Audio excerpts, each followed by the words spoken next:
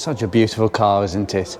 Welcome to the British car journey, and at this particular day we have got a Rover day, which is my favourite mark of all, and as a Rover person I must attend, and Beatrix has made it in the car park. We're in Derby, the Great British Car Journey. If you don't know where this is, if you have not watched any of my videos, I have been here a couple of times before, but never on a Rover day. It's always Ford days. There's a Ford day coming up very soon, but this time it's a Rover day, and you're going to see plenty of beautiful cars like this wonderful P6 V8. I've just come in here just to sign an entry form, and it's an automatic, most of them were. I tell you what, this box please, I tell you what, it's so sumptuous. Love it. I love everything about these things. I'd have another one tomorrow, and at least this is not 50 Shades of Mexico brand like mine. It looks like it's been resprayed, all in the same colour. I doubt it's the original. It looks like it's been resprayed. The telltale sign of actually a respray job is a part I can't actually see, but where you've got the inner wings, a lot of people paint them gloss black instead of satin black. Ugh. No, you've got to do it satin. That's the original colour. If you do it gloss black, it looks like this. It looks too overpowering. I tell you what, the bonnet on my P6 never ever shined like this. There was always something wrong with it. You polish it, it would look vaguely like this for about half a day, and then it would go back to looking like you hadn't polished it at all. Very frustrating, and yeah, I certainly would have got on top of that. But anyway, let's get outside and see what Rovers are turning up. And my Rover history is a bit wary at the moment, so hang fire. Oh, we've come out here and we've got a Rover display on the marquee today. They've put quite a few British cars out. Take a classic drive. Yes, and a lot of these are up for driving, by the way, I will say this. Rover City Rover, yeah, most controversial Rover ever. Got some beautiful vehicles just coming in today. We have got a Rover P4 club in today, Rover SD1 club. It's quite popular. You'll see plenty of P4s, 5s, some P6s but not many, and SD1s, and then anything else in between, and there's some later ones as well. Oh, I've got a lovely Rover 100 sitting right here.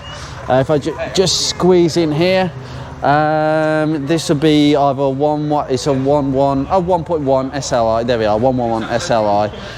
Some of them are 1.4s, but very rarely. Most of the time you got the 1.4s, it was with either the performance model or the CVT. But this one, just a bog standard 1.1. Oh, David, I've got another coupe for you. And unlike David's, it's actually got the generic purple and black sort of seating. But it is a Honda Matic. I believe it would be anyway. I believe, looking at the registration, M registration, or it could be a CVT actually. Let's just have a look down here. No, it isn't. No. It is a Honda Matic. It shouldn't have a D4 on it. That's a Honda Matic, not the CVT. This is a new car that they've added to their collection. An MG Montego. When was the last time you saw one of these on an F-Reg? 89. Absolutely gorgeous. Seeing any Montego is rare enough as it is, and yeah, it's actually, do you know what? Because the windows are left open on many of these cars, they don't actually smell of anything because it's actually aired out quite a lot. I love these ribbed backlights. I just think they're so cool. Scorpion car alarm systems. I love it. It's just, you could tell with the Rover R8, they used a lot of inspiration from the styling of the Montego, because an R8 effectively connects these two pieces of window glass together and has effectively a floating roof scenario design. But this is very similar. It's just, you could tell that there was a lot of especially Montego look to the styling of an R8. It was definitely an evolution, but underneath, completely different car. You feel it as well. And then he'll come over here if I want to focus on a lot of Rover cars. Convertible sport on an M-Reg. These convertibles are so rare, it's untrue. But I have seen, notably, quite a few at different shows. You've got a sort of red piping on the seats with this sort of cheap motif going on here. Sort of dashboard, really. They did a really good job on this. But yeah, more of a hairdresser. I think this is more of a hairdresser's car, to be honest with you. Anyway, I'm just going to get on. There is an SD1 over here as well. Got a load of P4s coming in.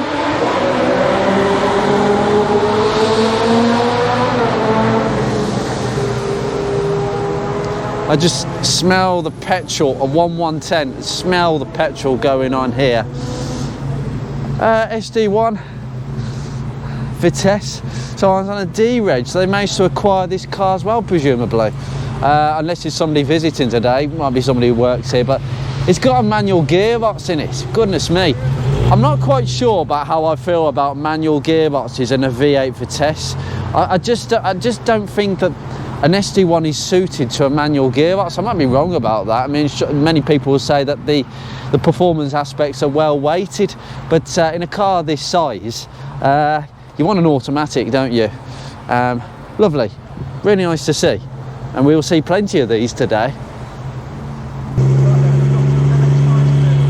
That's one smooth engine, that is. I think the straight six inlet over exhaust engines you get in these, it's the most over-engineered engine of the period. I don't think there are many engines that can actually compare. I'm just walking down there. You're going to get a lot of two-tone P4s today. This is the biggest P4 meet you could ever see. I have a 1110 here, like a two-tone sky blue effect. Absolutely gorgeous. Rover 100 over here, and obviously the trims do vary between models as well, whether they get two-tone or not, etc. I've yet to see a Cyclops, but no doubt I will see a Cyclops, and I'll point it out to you when I actually see one. I'll just go back up this line here, actually. Gorgeous. With all the patina to match. It's superb, superb. Number 100. Oh, the wood trim inserts, and it's everything. It's the details of the fresh air controls as well, which gets me. Everything is intricate, but it doesn't look as if it's going to break.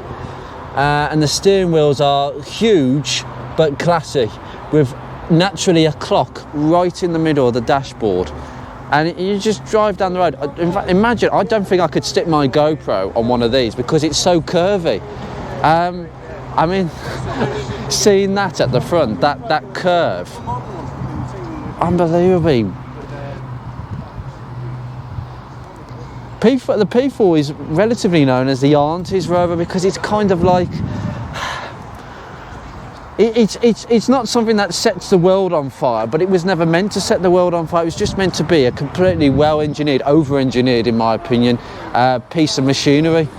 And many of them have stood the test of time. It was just rust that's got to them. But even in terms of rust, they weren't that bad. I mean, I've seen really bad ones, but that's only when you let them go.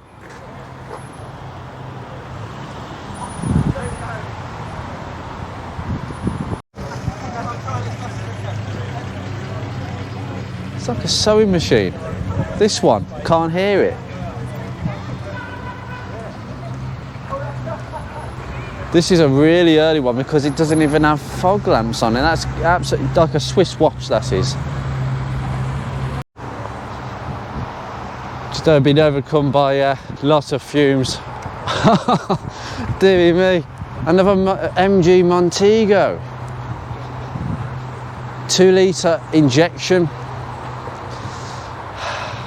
In black. Oh, it's had a few seat changes here and there. The front seats have been changed to something a bit more hunky-dory. Yep, keep you in your seat a bit more.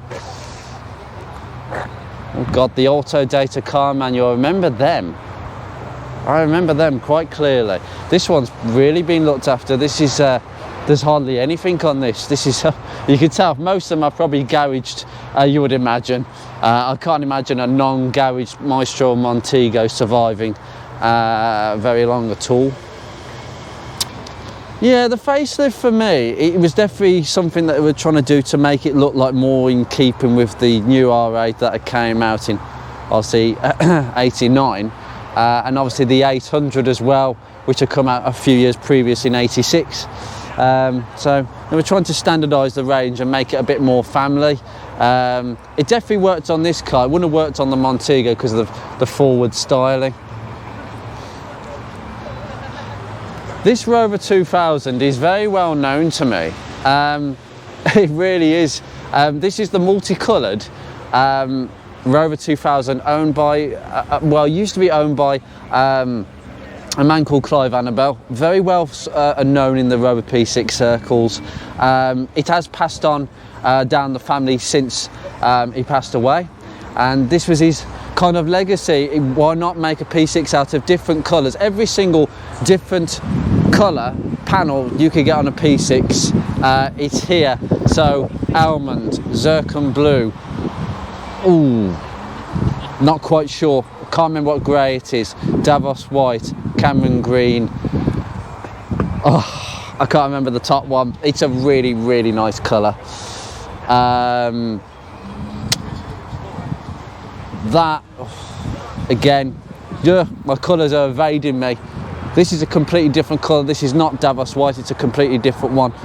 Arctic white possibly, avocado green, not sure what blue, won't come to my head. Lunar grey, because it's actually a grey colour in the moonlight, or around about that definition, but it changes.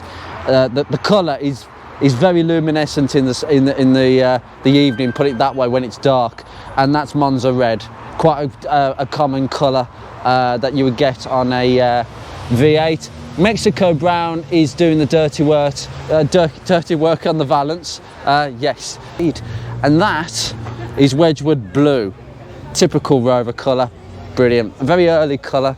And the front valance, oh, Mexico brown is also doing its dirty work there. There you go. So that's all my colours, and the interior is well, a bit of everything really. So they've done it with the seats. So that's a box pleat cloth. This, oh, well, that's sandalwood at the back. I know that's sandalwood leather, sandalwood box pleat. This one, not so sure.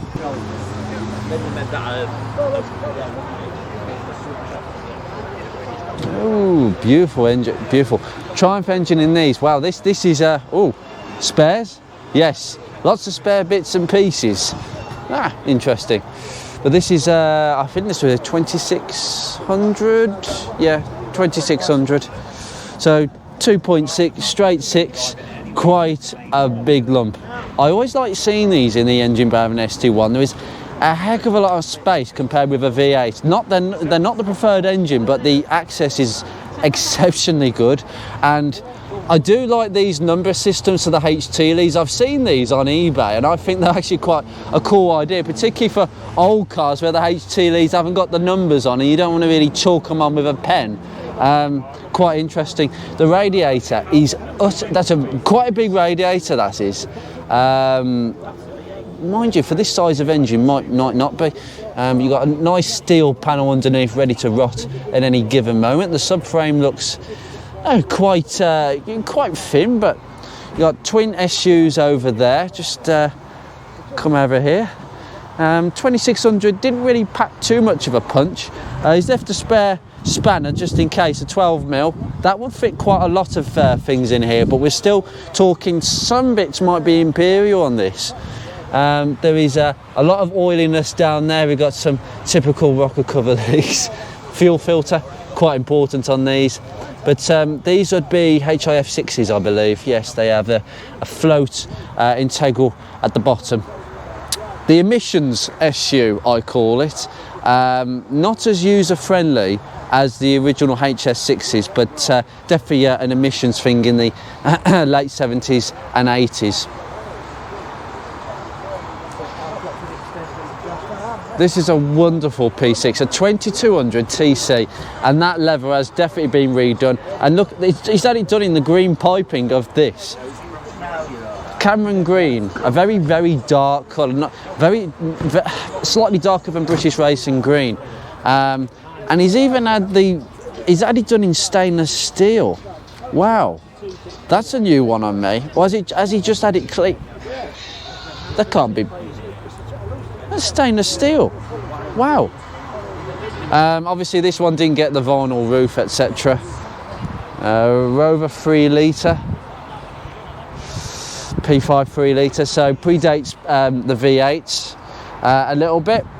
That's why these tend to be overlooked, which is a shame, because at the end of the day it's just got a development of the engine in here, just slightly bigger, inlet over exhaust, very smooth, but these are very overlooked for the V8s, which yeah, well, as I say, each their own on that one.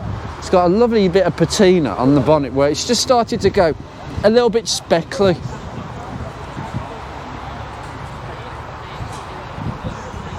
This one has been altered with some other engine I'm unsure of.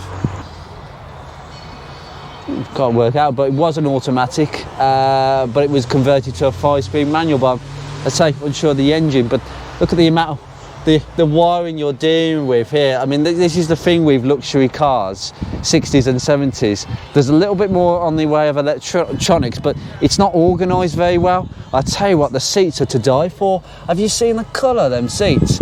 It is the most bluest blue you've ever seen. I don't think I've seen one with seats this colour before, but they don't look as if they've been re-dyed. They look completely original. That's gorgeous. Rover 75 on a, oh sorry, it's on a V-reg, so this is quite early then. V6 quad cap. I tell you what, goodness me, what are the products that have been used on this? I can literally see my face in this. That's so nice. Stainless steel pipes used. Oh goodness me, it's got an oil catch can at the back there. It's whew.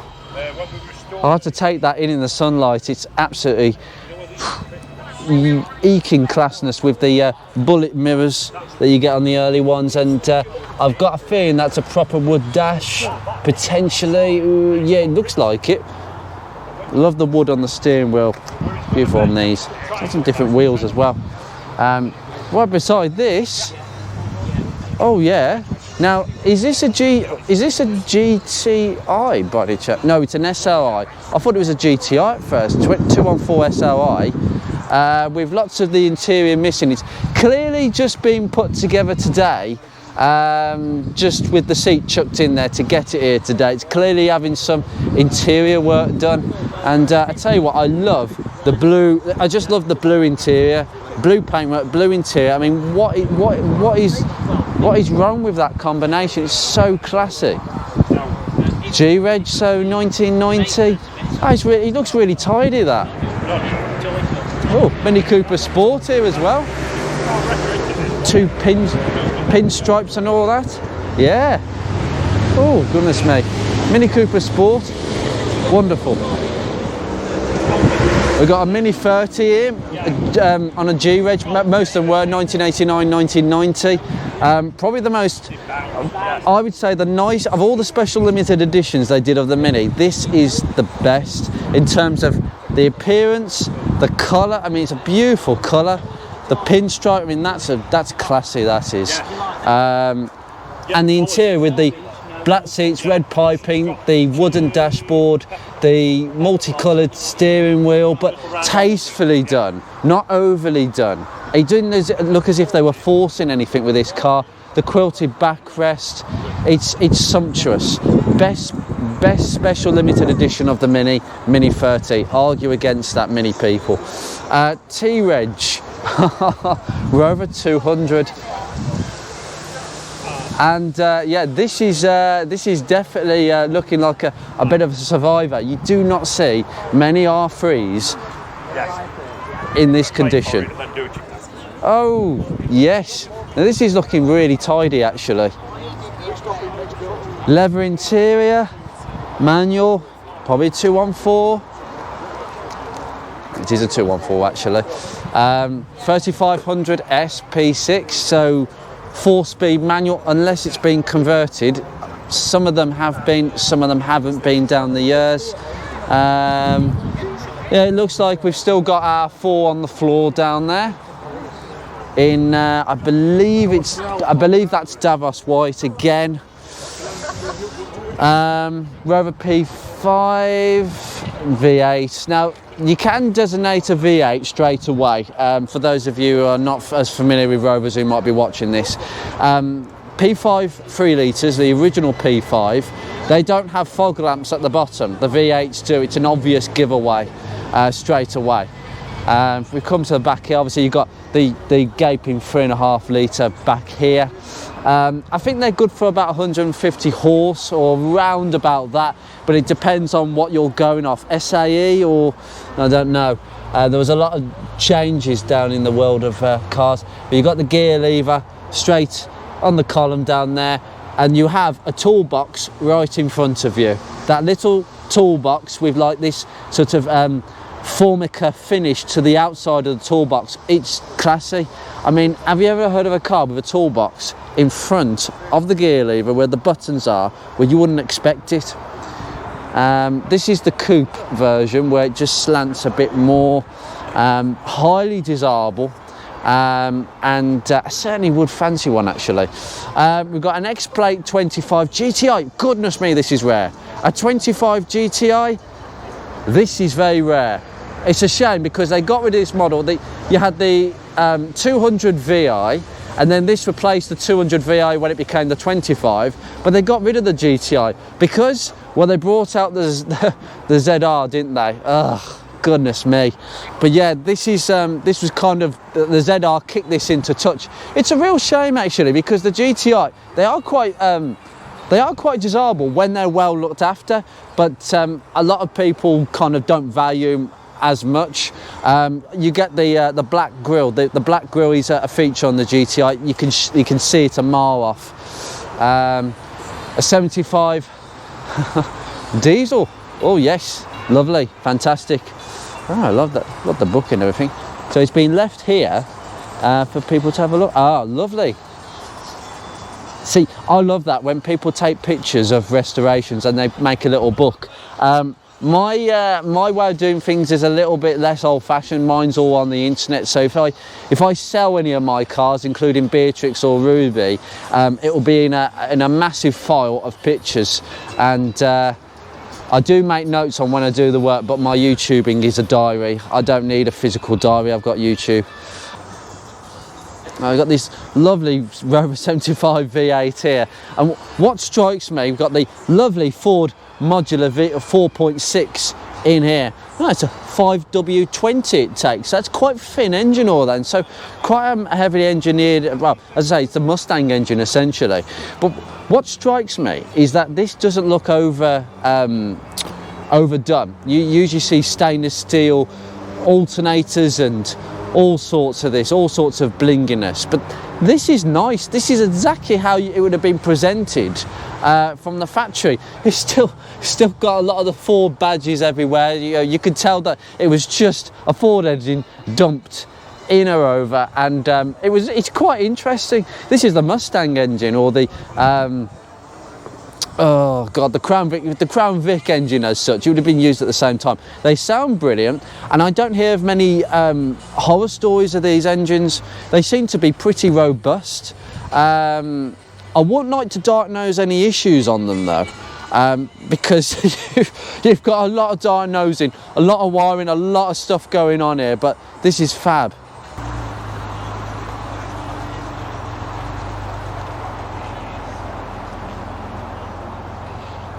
Fantastic. What a wonderful day this has turned out to be. Just get talking to so many different people.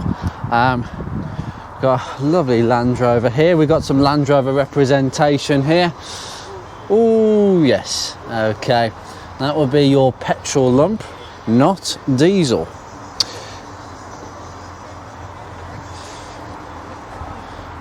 Rover 75 diesel again. Fitted possibly with K&N on an O2 plate. Looks used and very much in daily service. Got a Y-Reg 75 here. Rather nice colour as well. Quite an early, again, a Y-Reg early-ish. Got an L-Reg Maestro, not Austin, not Rover, just Maestro, please. It's in a used condition, as you would normally see a Maestro. Very late Maestro. In fact, I think this will be your Clubman. Oh no, City, more or less, because you've got your steel bumpers going across the front there. Just no body mouldings on this. Yeah, plastic headrest and all that. Fantastic. We got followed by, wow, we've got a Montego again. Not Austin, not Rover, just Montego. Maestro, Montego. That was it. On an L plate as well. Well, that's really nice. I think these come as a pair. Hey, in 93, 94, you would still. This is a very, very late one because both of these cars stopped around 1994. This interior looks well intact, but obviously they changed the seats in the later Montegos to the Rover R8 seating, so there was a few minor tweaks, and I do approve of that phone.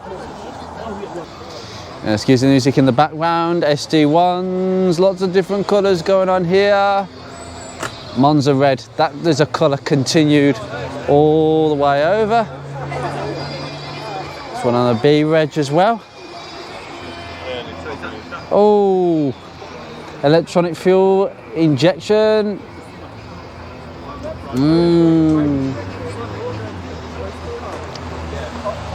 That's superb. The later dashboards, I think there was something lost when they started updating the dashboard, just in a few little places, particularly with the wood inserts. The seats look ridiculously comfortable in an SD1. Very sporty car. We've got a Vitesse there, we've got another Vitesse. This is a beautiful almond. Oh wow. Is this an opal? I think this is an opaline green. Oh, it certainly is. PJ Evans. Opaline green was definitely an early 80s sort of Austin Rover sort of colour, really. Automatic as well. Most of them would be avocado green, beautiful colour there. Monza red again. C-Reg ST1, it's kind of Wedgwood blue style colour, but it definitely isn't. Now I'm going to be careful before I get copyrighted here. Fantastic. C-Reg. Unfortunately, I can't film certain cars because of the music going in the background. Over SD1, beige. Yes, this is the beige that you would normally see. It's got a hub nut sticker on the backside. Honestly, the material on these seats. What I find quite curious actually about SD1 headrests is that you got the headrest and then you got another headrest bolted to the front of it. Instead of making it thicker, they just sort of bolted it in, which looks like a kind of afterthought. Well, you got all your electric window switches right by the handbrake, and the handbrake is on the passenger. It's like they're giving it to the passenger rather than you. And the handbrake, for me, always looks a bit too far forward. You've got a little slot there, which could be like a little shadow colour, like for coins. Strange enough, my phone actually fits in that slot very nicely. And I do think the early dashboards, they do look really futuristic. No wooden pieces, just some material on the door cards, and a really stylish steering wheel. Just something really different with a nice pod sitting on that lovely dash that they could just move from one side to the other, depending on left and right hand drive. I prefer this. I really do. Definitely a sort of a beefy man's Rover rather than an actual. I think that there's an element of class about it, but there's more sportiness. I mean, this is when Rover, well, British Leyland were trying to make the Rover brand more sporty, but it didn't exactly need it. And the early door mirrors are quite, I find them quite nice actually, but you do miss the sort of chrome inserts you get on the later ones. A couple of 25s driving all the way out. We've got a 45, what looks like a 45 V6 that has just left. I'm actually going to scut around to the back of the car park. We've got some facelifted 75 Tourer, 75 Saloon, so that's on a 54. It's a BP, so that would have been registered down possibly an MG Rover dealership close to me. It's definitely a Birmingham plate. Brown's Love, FG05, a V-Reg in Wedgwood Blue. We've seen so many monograms today actually. MG ZT and 02 Reg Rover 75. We've still got bullet mirrors by this stage. I thought it'd actually change. That doesn't look correct to me, but I might be wrong about that one. With the half wooden steering wheel, which I think is just I just think if you've got a 75, you've got to have a half wood steering wheel with the walnut inserts. You just got to. Strangely, I've just bypassed this. Talk about P4 colours. Well, a P4 colour scheme on a 75, why not? Just go two-tone. And a ZT with suitable red and black interior. Now, I'm going to take you to the overflow car park because I'm going to concentrate on Rovers because this is a Rover day, but I might just see a few cars that take my fancy. There's quite a few. So I'm going to start straight away with this 3.5 litre Rover P5, which looks used and enjoyed. It doesn't look overly fresh in the paintwork department, and it's had some walnut speaker system added, which makes me think it is very much a used car. Got that lovely sun blind at the front there. That's a classy fit with a Webasto sunroof fully open. And we have got an original Rover V8 under here. Oh, we've got an alternator controller over there.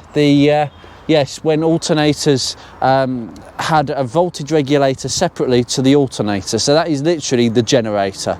It is an alternator generator, but without the electronics. The electronics are over there, whereas later alternators incorporate that into the back of the alternator. The alternators we have on every car probably since the 1980s, but back in the 60s it wasn't really a thing.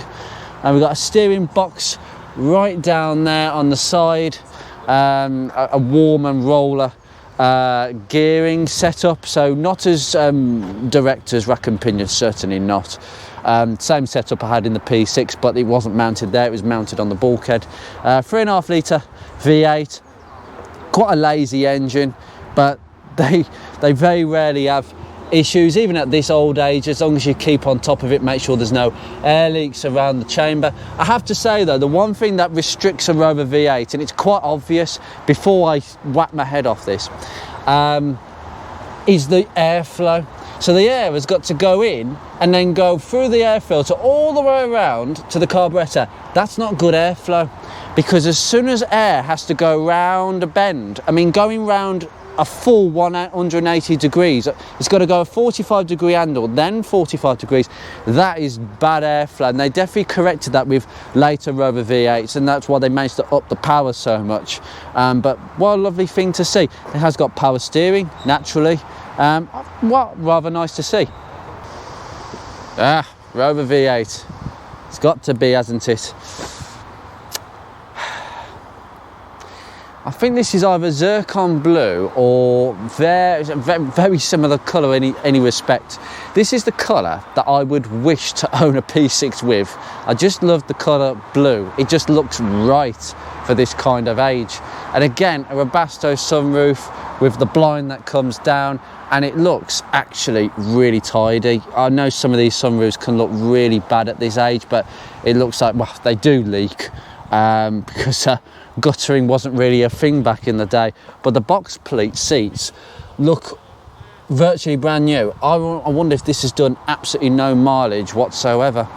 And it has got some fog lamps at the front, Lucas ones. They were quite an optional thing. It's got overriders. You would expect that on a V8, but not all of them get it.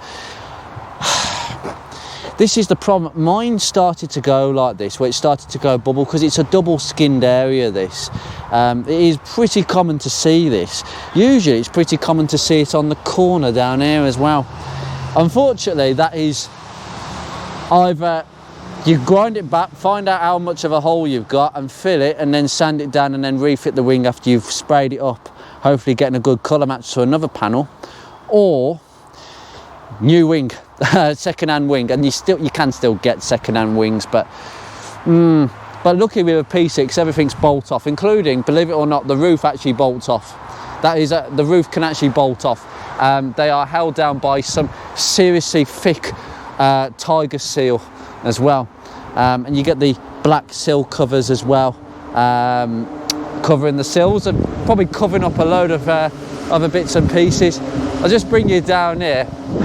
We've got a Series 3 E-Type here, but I know this is not what you want to look at, but still really nice. Oh goodness me, Rover 800 Sterling, really late one, facelifted coupe, Rover 800 coupe.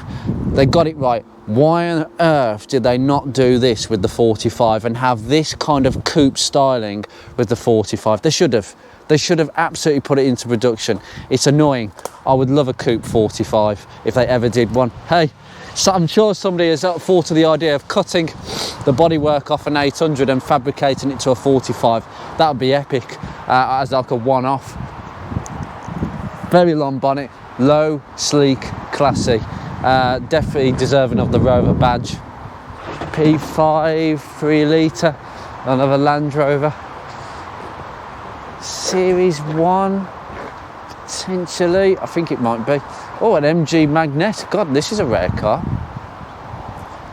MG Magnet, the proper one. Yes, not the MG one. A V-Wedge 75 in Wedgwood blue. Superb.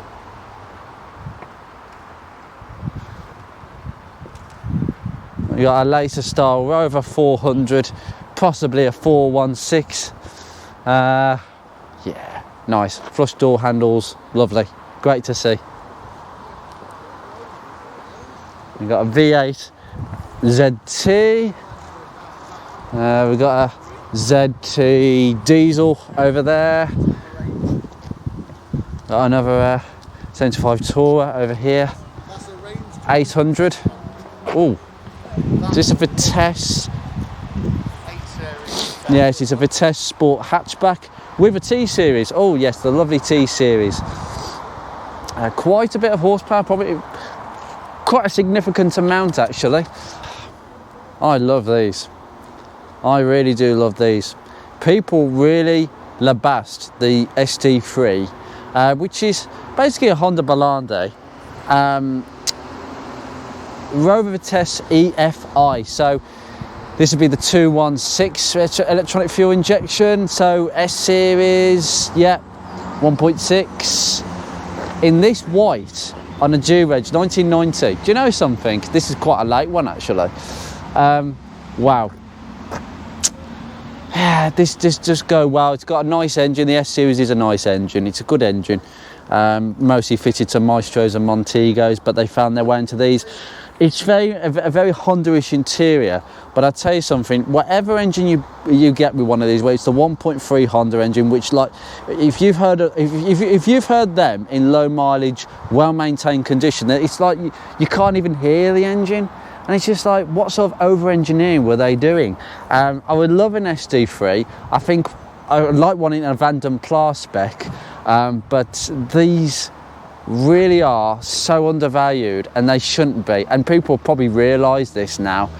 They did used to rust like hell, so I'm not surprised that there's so few survivors, but I'm glad to see that this one is really pampered. I don't know what this car is. W-Reg Rover 75 V6. I heard it coming. It sounds really nice. It's got an aftermarket exhaust. It sounds like it's got an aftermarket exhaust because it sounds a bit more raughty. V8 75 facelifted on an 04. I do like the alloys that you get on these. It's just a big boy's car, very lazy drive. Yeah, this is superb.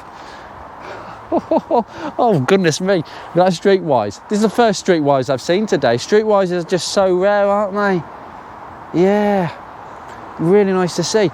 Flipping heck, sorry Rover people, I do have to come over to this because someone's made it here in an E-Reg Mark II Fiesta. I'm just going to quickly go around this because I find this fascinating. Yeah, it hasn't been messed about with this. It's a 1.1L. Oh, it's got the same sticker as my Focus. Yeah, I think yeah, repro stickers tend to go around quite a bit. Although my Focus shouldn't have worn that sticker. It was something else really. Bristol Street Motors. So this would have been registered there, presumably as the owner's fitted it, unless he's just bought a generic sticker. Great, love it, fantastic. Right, that's enough of that. It's Rover Day. Concentrate, Andrew. How appropriate. That background music, very old schooly. This is superb, absolutely superb. This is Admiral Blue. Oh God, what is it called? Silver birch. There we go. Silver birch roof. Zircon blue with a silver birch roof. Zircon blue. Right, I thought it was Admiralty blue. No, it's Zircon blue. Oh gosh, what a combination.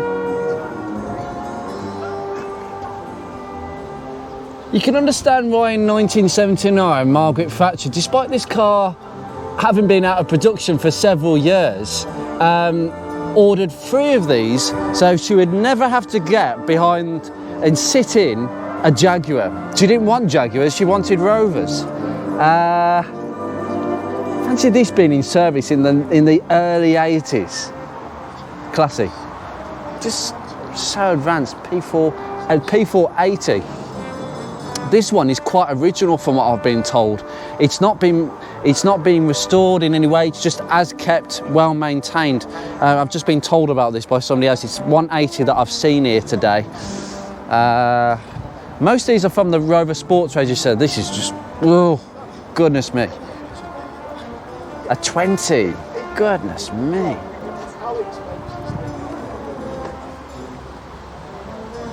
Oh, goodness me.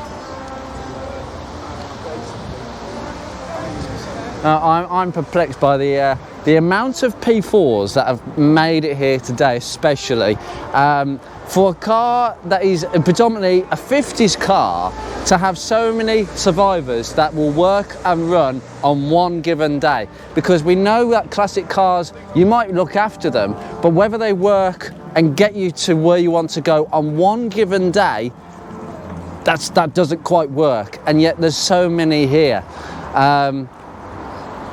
It just oozes the quality. Absolutely beautiful.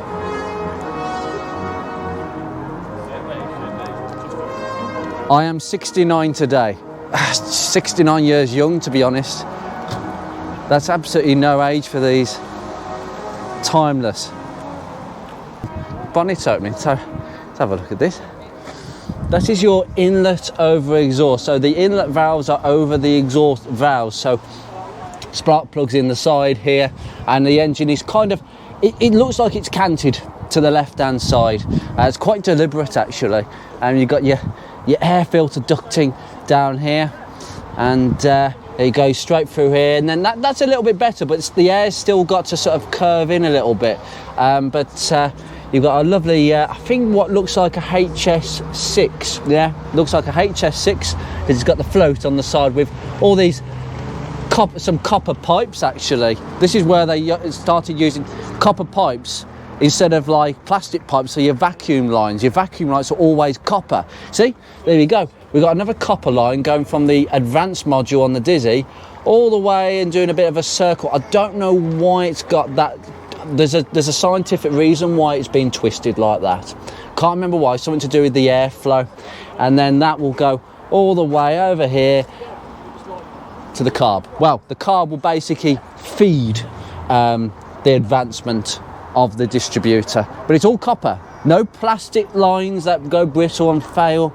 There's even a copper line that someone's done from the heater, so from the heater all the way from the front thermostat area. Look at the screen wash bottle. That's cool. And that's glass. That's a glass screen wash bottle with the pump mounted elsewhere. Wiper motor readily accessible. That is a starter motor solenoid, by the way. When starter motors didn't have the solenoid attached to the top of them, you just have a starter motor and then the solenoid is completely separate. A bit like the alternator I explained earlier. You got a Smith's fan motor with the heater box. They weren't particularly great, but they were the given thing. If you had a car, Smith's made your heaters. The Girling brake reservoir down here, rather this nice stylish container. Fuse board here, all labelled, no signs, just names. A Lucas alternator voltage regulator again, mounted on the bulkhead instead of being actually attached to the alternator. It looks really nice and compact. The servo is down there. And luxury on a lot of cars to have a servo on a car in the 1950s, even in the 1960s, quite a luxury. Got this tube, this lovely tubing that keeps all the HT leads really nice and organised from the ignition coil. I love it. I could look at this all day.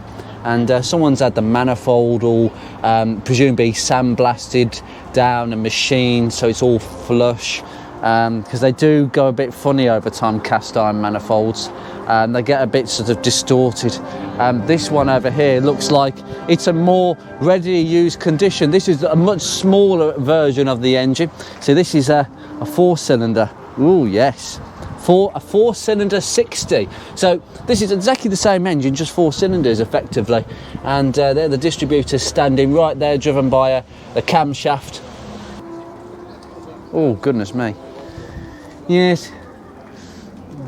A lot of these parts have definitely been reproduced over the years, but I often find with car manufacturing, particularly with any sort of manufacturing that a country produces, is I always find that a mark of how well a country is doing economically is what they are producing in terms of cars. And in that case, Britain fails. Because I don't know if we've gone from this to producing absolute nothing. And we don't produce very much. Jaguar Land Rover still going just about, and we've got a few, Ford are still going up at Haywood, and there's a few factories here and there, but it's nothing. It's absolutely nothing. Goodness me, the smell. Yep, that's my old P6 smell. That smell of sort of musty, it's the foam they use in the seats. It's definitely the foam. It just has that smell to it. They probably smelled like that from a very young age. Just a little bit of pitch in the crop. I love this. This is a bit more patinaed, a little bit more chipped, and as you would see being used. I think that would get my vote. There's an award going on and we got a vote. Yeah, fantastic. Oh God, this has got overdrive as well. Very, very nice feature actually. Yeah, it's nice to have the 6 16, Rover 90. Beautiful, absolutely gorgeous. Now, some of the cars down there, I haven't managed to show you. Just there's quite a few crowds gathering over there, but what an amazing day. And hopefully I've taken you through this, and I've seen more Rovers than I can count. And this is what it's like when we don't have many Rover specific days at many venues. But when we do, people do tend to come out in their drones. So I'm going to leave this here, and I'm going to enjoy more sun. I've got lots of people to talk to and catch up with. You take care, guys. I shall see you in another episode, probably at another car show soon, because there are many coming up. This is just the first. This is Beatrix's little day out amongst very familiar friends. Take care.